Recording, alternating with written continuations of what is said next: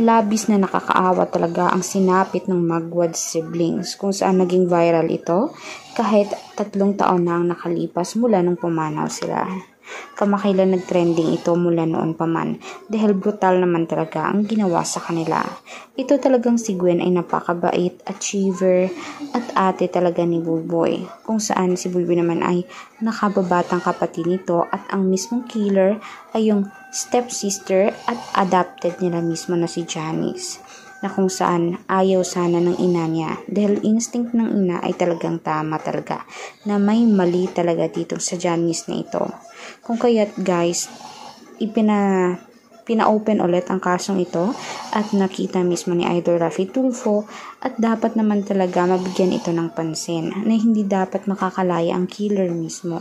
Kahit pa sabihin natin young siya o mas bata siya, ay hindi dapat ito na yung parusa sa kanya ay parang hindi man lang nakakasakit sa kanya. Dapat umano dito ay makulong panghabang buhay o di kaya'y katulad na rin sa sinapit nila Gwen at Bulboy ang mararanasan ni Janice.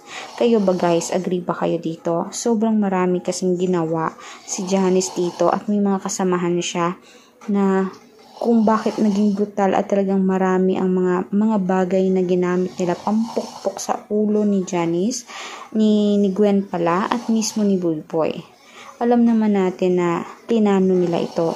May mga convo at chat at meron talagang mga ebidensyang nagpapatunay na mismong plinano ang ginawa sa kanila dahil alam nilang malayo ang mga magulang ni Gwen at Bulboy. Kaya ngayon naman, ang hustisya ay talagang siya mismo ang naghahanay na maibigay ito para kay Gwen at Bulboy. Dahil ngayon, reopen case ito kung saan makikita at magiging viral ulit ang killer na si Janice at ang mga kasamahan nito. Ito guys, tingnan ninyo mismo ang mga litrato isa-isa. Talaga namang hindi naman masasabing maamo talaga ang mukha nito. Pero dahil babae siya ay hindi talaga kapanipaniwalang alam niya na magagawa niya iyon kina Gwen. Kaya, i-comment nyo sa baba kung anong dapat gawin dito sa babaeng ito na talagang ang pangit ng mukha, ang pangit pa ng ugali.